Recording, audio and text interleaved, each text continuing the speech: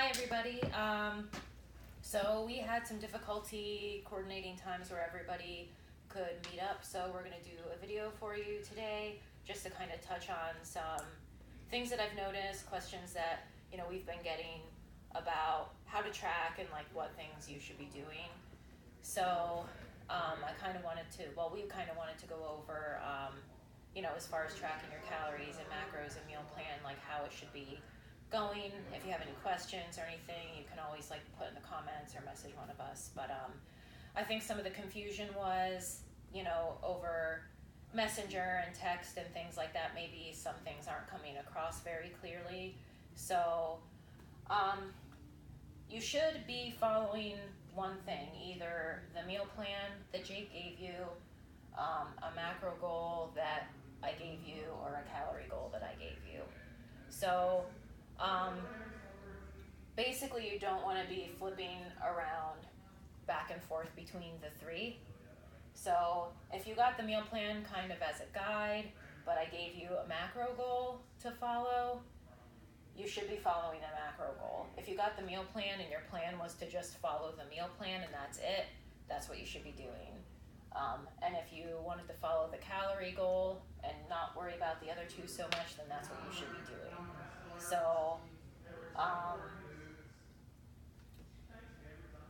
as far as the macros, everybody was given a target number of grams to hit, and it's in like a 40% of your calories from carbs, 30% from fat, and 30% from protein. And I did that because that's how the meal plan is set up, so everybody was kind of basically following the same thing.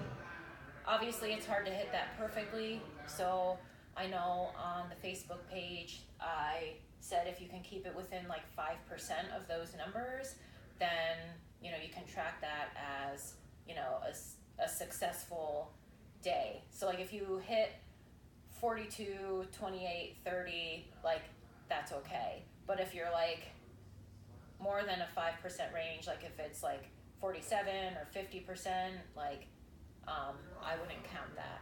Yeah, just because you track it doesn't mean it counts. So even if you log everything and you're way off and you tried, but it still doesn't count for that point. So Right. try to think about that. Right.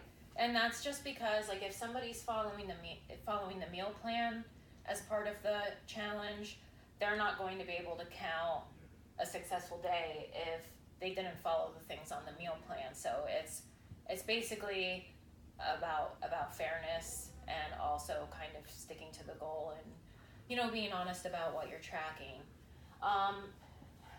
The calories, I don't know if it might be my fault for not being particularly clear, but if you're doing the calories, you should be getting close to the number that you were given. So for example, like if you were given like say 1,700 calories and that was your goal to follow, you should be getting close to that number. So I don't want people going over, like if it was like 1,701, fine. But if it's like, 1,800, that's not okay. But I don't want people going less than 250 below, and that's just because you don't want to be eating not enough. And I gave everybody like a little bit of wiggle room, and that 250 below would kind of be like, that would be okay. But I don't want people going over.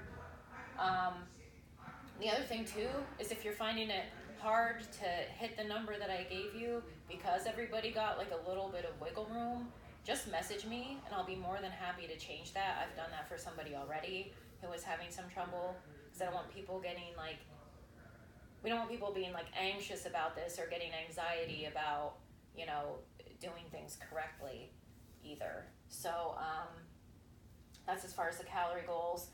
And then the meal plan, obviously, follow what's on the meal plan if that's what you're doing.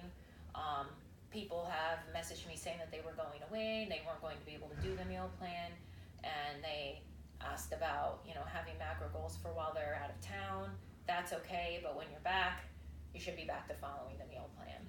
So Yeah, and with that, guys, you don't have to be 100% perfect like the whole day, but don't skip like a whole meal or a whole snack. You know, if you have one thing that's off, that's fine. You can still count it, but you know, for the most part, really try to hone in on that and get every every item and every amount pretty much right on the meal plan. So, and then the other thing too for the mindfulness aspect. So even if say you eat like a donut or a cookie or something like that, and you are mindful of what you're doing, it's not just like because you're starving and you're running home and you are rushing around. That still counts for the mindfulness part, even if it is something not as ideal. So even if it is something bad, it still counts. Now your meal plan wouldn't count for that day, but the mindfulness part still counts. So you can have one or the other, or both if you follow the whole thing. But if you do have something bad, that's still okay for counting towards the mindfulness. Exactly. So like you can track your food all day, but say you didn't answer any of the mindfulness questions or any of those things while you were eating, you can check the points for sticking to your calorie goal or macro goal, but you wouldn't get the mindfulness points. But it also works the opposite way as well, so you can do vice versa. So what Jake and I've decided is you have to pick one of these things effective today, no flip-flopping around back and forth between the three. Pick one and stick with it for the remainder of the challenge. But anything that you've done up until this point, if you were flip-flopping around and you track that, that's okay. You don't have to go backwards and change everything. Those points will still count at the end of the challenge, but effective today, pick one thing. Yeah, you guys should be kind of in a groove now. I figure out kind of what's worked. So it should be time to pick one thing and finish it off. Yep. Yeah. And I think that's it. So if you have any questions, you need any adjustments or changes, please, get in touch with us. That's what we're here for. Yep. Can't ask them now, but later you can.